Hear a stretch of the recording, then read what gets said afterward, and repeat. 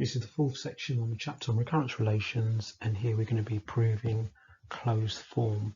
Now, the method that we use to prove closed form, which basically means proving the solution or the nth term rule, is by mathematical induction, which is also known as recursion or back substitution.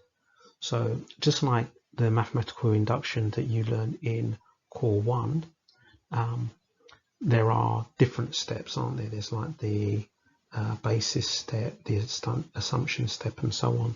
So we're going to be looking at the steps that we take if it's either a first order recurrence relation or a second order recurrence relation, and the steps are very similar.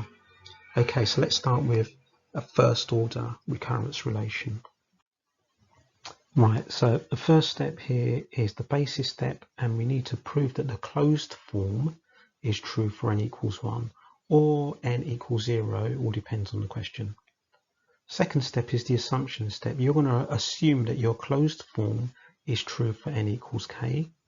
Then the last step is the inductive step, and you want to use the recurrence relation with your assumption made in this step substituted in to prove that it's true for n equals k plus 1, and then you write your conclusion. Okay, so now let's look at what the steps are for second order recurrence relation, and there are just one or two slight differences. So the first step is our basis step, and we need to prove that the closed form is true for two consecutive values of n. So for example, n equals 1 and 2 or 0 and 1. Okay, so prove it's true for two consecutive values of n. Then our assumption step is we want to assume the closed form is true for n equals k and n equals k minus 1. Then the last step is the inductive step, where we're going to use the recurrence relation with the assumptions, both of these assumptions, n equals k and n equals k plus 1, substituted in, and we want to then prove it's true for n equals k plus 1. And just like with the first order recurrence relation, we finish by writing our conclusion. So this example here, we've come across this problem before in a previous section to do with the Tower of Hanoi, and the recurrence relation. We actually proved that, and we actually need to prove it by induction. So we'll go through our steps. So the first step is the basis step, and that's where we want to prove it's true for n equals 1. Okay, so when n equals 1, then we will have d1 equals 1, and that we substitute into the recurrence relation here. So that will give us 1 equals 2 to the power n is 1, 1 minus 1, so we get 1 equals 1. So the left hand side equals the right hand side. Okay, so it's true for n equals 1. So true, or the closed form is true for n equals 1. So the next step is our assumption step with just 2 s's, not 3. So the assumption step is where we assume what we're trying to prove is true for n equals k. So we assume true, or the closed form is true for n equals k. So that will give us d subscript k equals 2 to the power k minus 1. The next step is the induction or the inductive step, and this is where all the algebra takes place. So this is where we're going to substitute our assumption into recurrence relation. Right, so if I were to, let's say, first of all, let's write my recurrence relation like this: d n plus 1 equals 2d n plus 1. Okay, so I've only written it like that so you can see that I'm putting dk here. Yeah, so basically what I'll have is dk plus 1. I don't need to do this step here, just to show you clearly what's going on, equals 2 times the previous term, well that's dk, Let's write it like this, and then I'll substitute it in plus 1. Now we know what dk is, we've made an assumption about it, and it's 2 to the power k minus 1, and then plus 1. Now before we go multiplying out brackets and things like that, think about what we want to get to. We basically want to get to the same type of statement we have here, but I want to get to this. I want to get the same statement, but wherever I have k's, I want to have k plus 1. That's what I want to get to. So let's see if we can get to that. So dk plus 1 will equal, now if I expand the brackets, 2 times 2 to the power k will be 2 to the power k plus 1, then minus 2 plus 1. Okay, so that becomes dk plus 1 equals 2 to the power k plus 1 plus 1. Okay, now we've got what we wanted. Yeah, I wanted that, that's what I've got. So we could say hence is true, or this is true for n equals k plus 1. So we assumed it's true for k, it's true for n equals k plus 1. So we now finish off with our conclusion. So you can write something like this, it doesn't have to be this exactly. So since closed form is true for n equals 1 and n equals k plus 1, assuming n equals k is true, therefore by mathematical induction, so we must use that phrase at least, that it's true for mathematical, but what the method that we're using, by mathematical induction, the closed form is true for n being all natural numbers. Okay, so here we've got a first order recurrence relation here. We have the closed form here. We want to prove that this closed form is true by mathematical induction. So the first step is going to be to show that the closed form is true for n equals, now there's a couple of clues to tell us whether we're going to start with n equals 0 or 1. Here, because it says for n equals or n greater than or equal to 0, and here we're given u 0. So the basis step is going to be to prove closed form is true for n equals 0. Okay, so the closed form is going to tell us that u0 is equal to 0, because n is 0, times by 0 plus 1 over 2. Okay, that's just 0. And we've been given that u0 is 0. Yeah, so you could say, right, if we can make 0 there for u0, the left-hand side equals the right-hand side.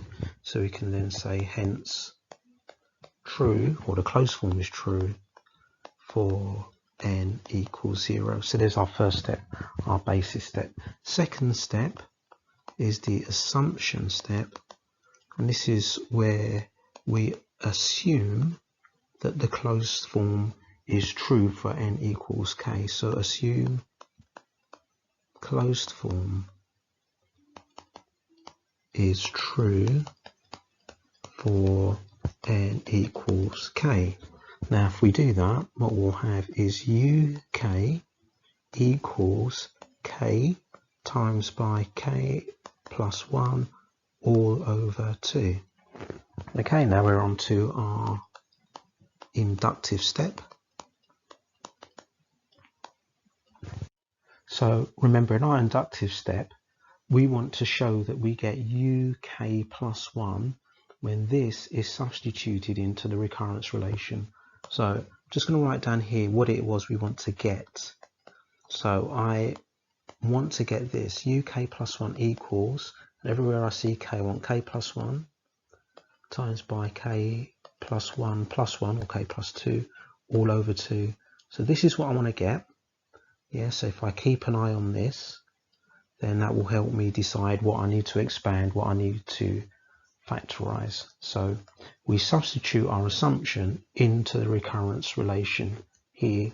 Now I know it says UN minus 1 and UN plus 1. So basically if we sub in UK here, we should get UK plus 1. So maybe it might be useful just to write that UK, the next term, is equal to the previous term, or UK plus 1. The next term is equal to the previous term, which is UK plus N. So we substitute our assumption here. Yeah, that's where our assumption goes. So we'll have UK plus 1 equals to the previous term, which is our assumption, K times by K plus 1 over 2 plus N. And N will be K plus 1, because if you look at the recurrence relation, this number here is going to be the same as this sort of subscript number here. So if this is K plus 1, we're adding K plus 1, so plus K plus 1 like this. Now we want to put these together over the same denominator. We want to get something that's over 2. So that second term I'm going to write as 2 times, in brackets, K plus 1 over 2. That way I've got the same denominator and I can put them together. So don't start expanding brackets because we may need to factorize. So if I do this, okay, now those two terms can go together. They've got the same denominator. So we always keep an eye on what it is we're trying to get to.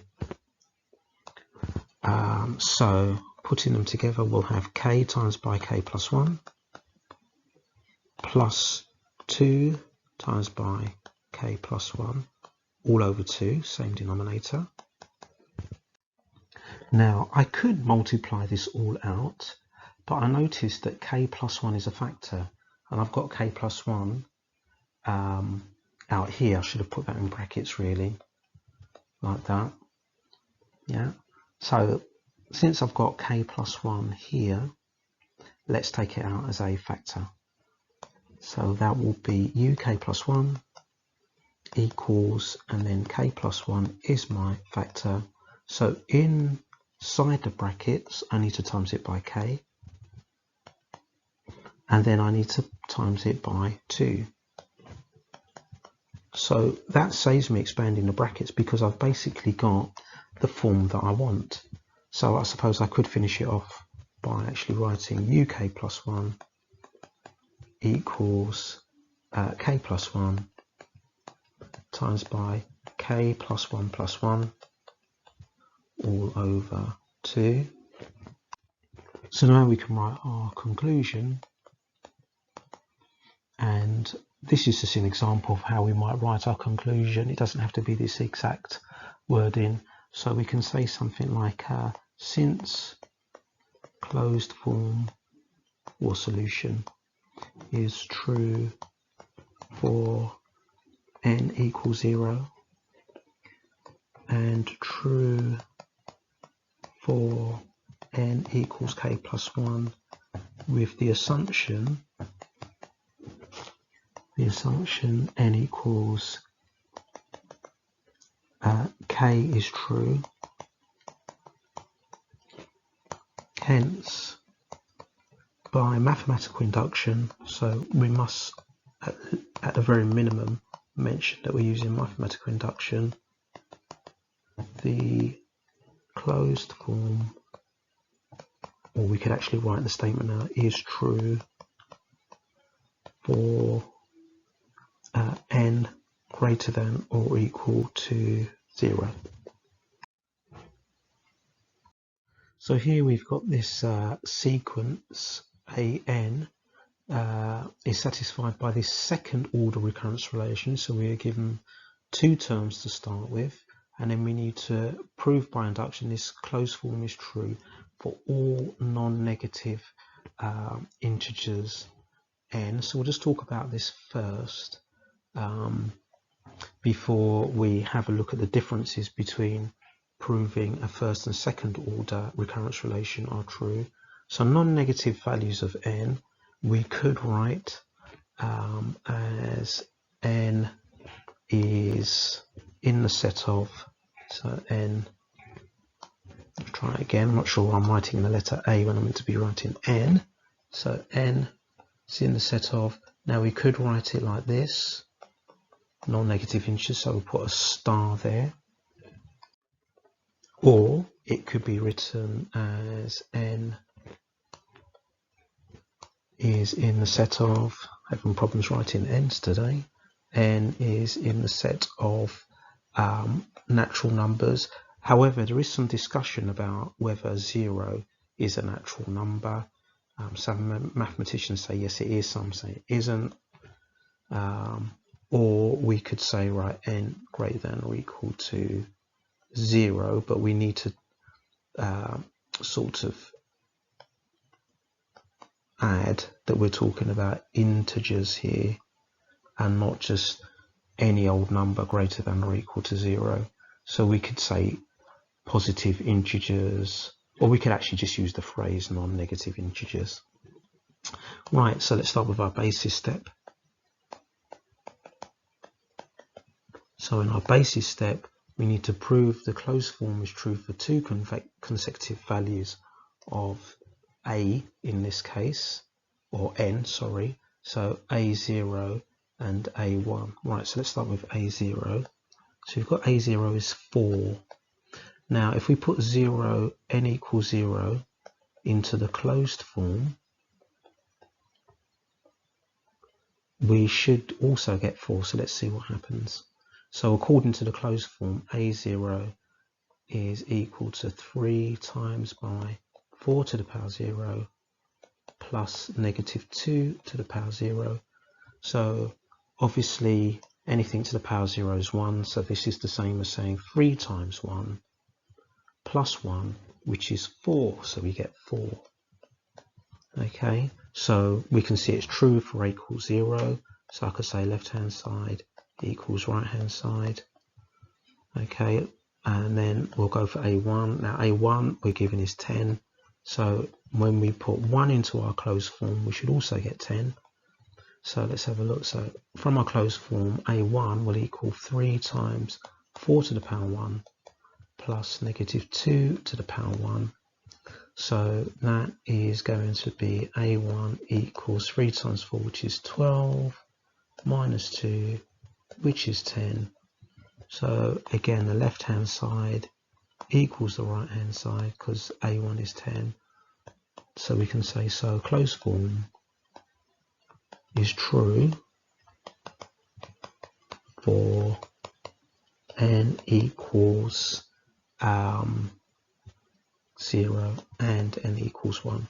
So the first step is that we need to show that the closed form is true for two consecutive values of n with a second order. Okay, right. Let's go on to the second one, which is the assumption step. So we need to assume this is true is not only for n equals k, but also n equals k plus 1. Okay, so if we start with n equals k, then we'll have ak equals 3 times by 4 to the power k plus negative 2 to the power k, and then also for k minus 1, so n equals k minus 1, we will have a k minus 1 equals 3 times by 4 to the power k minus 1 plus negative 2 to the power k minus 1. So our next step is our induction step, or inductive step. So this is where it may get tricky because this is going to be the algebra part Now, just like before, I want to write down what it is I want to get to. Now we're using the previous two terms, so this term here and this term here, to get the next term. Now the next term is going to be ak plus 1 equals 3 times 4 to the k plus 1 minus, wrong size bracket there,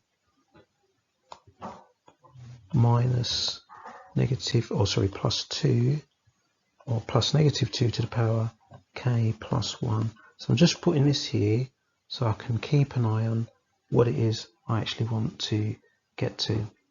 Okay, so let's start to substitute these terms into our recurrence relation. So into this, if I basically were to add 1 to each of these ends here, then I'm actually going to be finding a to the k plus 1. Then what's that equal to? 2 times the previous term. So the previous term is the ak term. So let me write it like this first. Plus 8 times the term before that, which is the k minus 1. So let's substitute in. A to the k plus 1 is equal to 2ak, which is this stuff here, so write that down. So 3 times 4 to the k minus or plus negative 2 to the power k, and then plus 8 lots of the term before that, which is this, minus 1. And then the rest is going to be algebraic. It's going to be trying to get to that form that I've written in red. Right, well the first step is going to be to make these powers the same so I can put them together. So I want to make these powers k. Yeah, so to do that I will take 4 out as a factor, even if the 4 isn't there, but I can make an adjustment. So the first part stays the same, like this.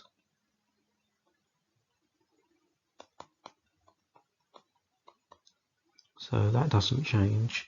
Then the second batch, second set of brackets. So if I write 3/4 here, then I can use that 4 to make this 4 to the power k. And then if I take out a negative 2, like this, so if I have minus a half here, then I can use that negative 2 to make this power k. So effectively these terms here haven't changed value because I've made the adjustment here. So now that these powers are the same, they can go together. So I'll have a k plus 1 equals, now let's have a look. So if I multiply this, I'll have 6 lots of 4 to the k. And if I multiply this out, this will also be 6 lots of 4 to the k. So 6 lots of 4 to the power k plus another 6 lots of 4 to the power k will give me 12 lots of 4 to the power k. And we'll do the same with this term here. So I've got 4 lots of this, negative 2 to the power k. And then take away 4 lots of negative 2 to the power k, which will give me 2 minus 4, negative 2 lots of negative 2 to the power k. Now, let's see, there's a 4 in here, so I can use that 4 to make that power go up by 1, and I'll have a 3 outside the bracket because I've got 12 there. So a to the k plus 1 is equal to 3 lots of 4 to the power k plus 1. Okay, I can see from what I wrote up here, yes, I wanted that. And then this negative 2 can go in here, so again the power goes up by 1. So I can then write plus, a negative 2 now has been absorbed into this bracket to give me k plus 1. So it's got into the form that I wanted. So then we'll write our conclusion. So our conclusion will be something like that. So true for, so I'm going to keep this short, true for n equals 0, n equals 1, true for n equals k plus 1 when assumed true for n equals k and n equals k minus 1. So by, I'll just put mi for mathematical induction because I've got space. So by mathematical induction, closed form is true for, will I fit it in, non-negatives, integers n, so let's just put n greater than or equal to 0, and we'll just put here that n is an integer, n is an integer, so there can be no confusion. So there we go, just about squeeze the answer in. So here we have the closed form for the nth term of the Fibonacci sequence, which we've come across before. We actually proved this, and we want to show that this is true by mathematical induction. So it's a second order recurrence relation. So in our basis step, we need to show that the closed form is true for, now the values of n we'll get from here, for n equals 1 and n equals 2. So they are starting values. So I'll just write down here, prove closed form is true for n equals 1 and n equals 2.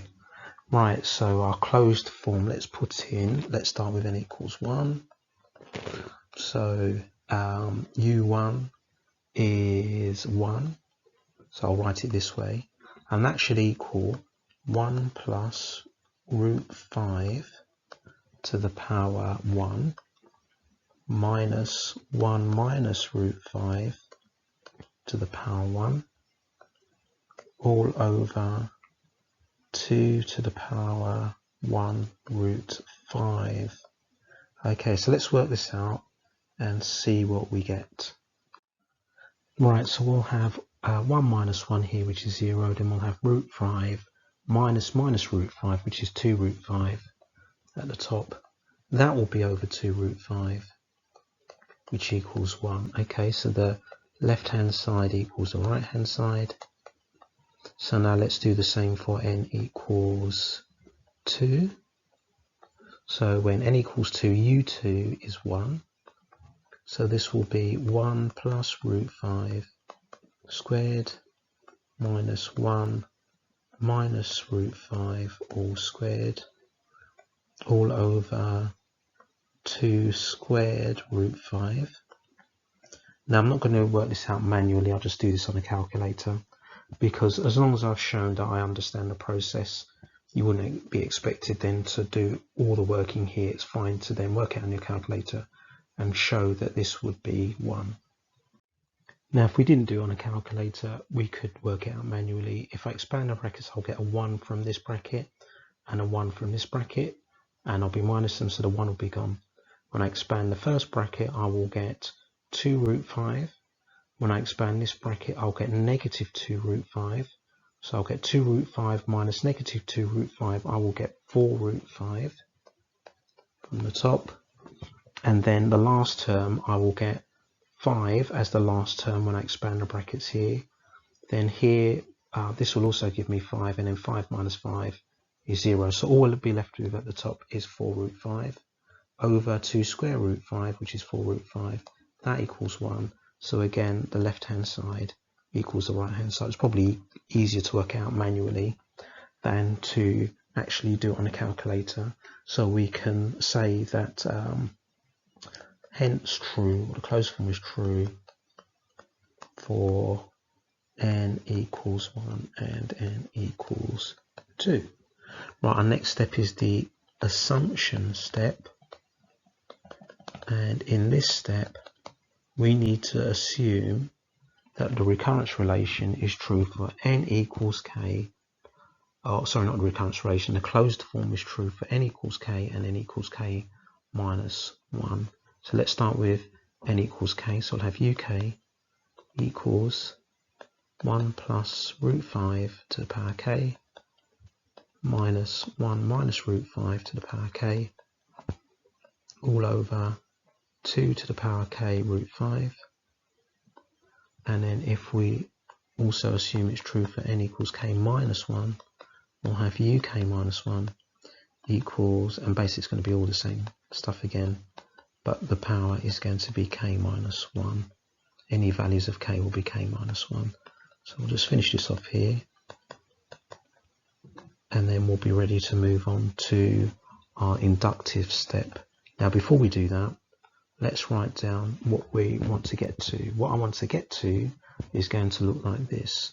uk plus 1 equals, so anywhere where I see k, I want k plus 1. So this is what I want to finish with. If I just have this written down, then that way it gives me a clue about expanding brackets and factorising, what I need to factorise and what I don't need to factorise. So this is what I want to get to. Right, so inductive step now, which means taking these two assumptions, these two previous terms here, and putting them into this here. So the inductive step is basically going to be uk plus 1 equals the previous term uk plus the term previous to that. So that should be quite straightforward because it's basically just going to be this plus this. So that will give us uk plus 1 equals the uk term, which is all of this,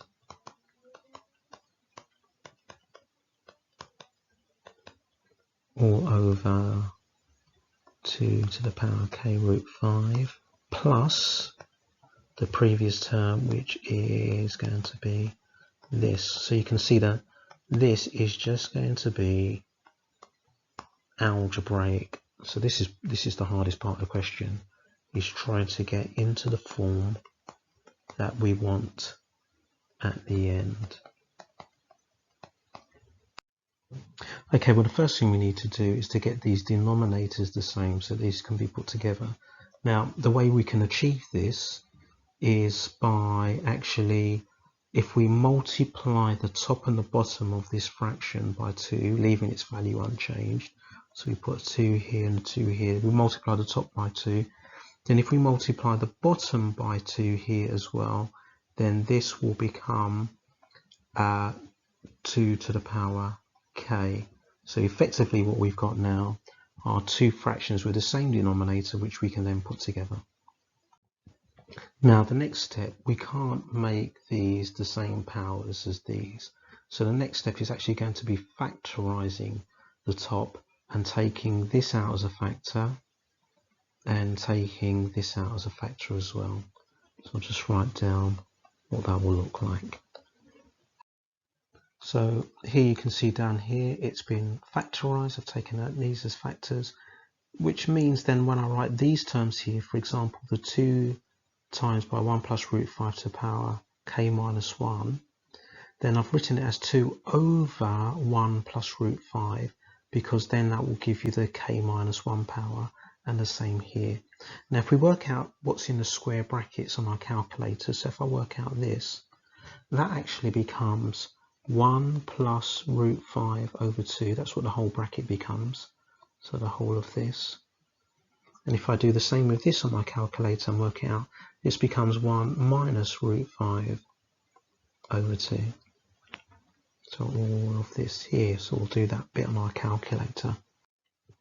Now what will happen is that these 2's here, divide by 2, well, that will be a factor of a half, which will then take down to the bottom and increase this by a power of 1, so 2k plus 1, which is what I want. And then multiplying each of these brackets by these terms here will increase these powers to k plus 1. So actually I'll end up with what I want, which is uk plus 1 equals 1 plus root 5 to the power k plus 1 minus 1 minus root 5 to the power k plus 1 all over 2 to the power k plus 1 root 5. So that gives us what we want. So true for n equals 1 and 2, true for n equals k plus 1, assuming n equals k and n equals k minus 1 is true. So by mathematical induction,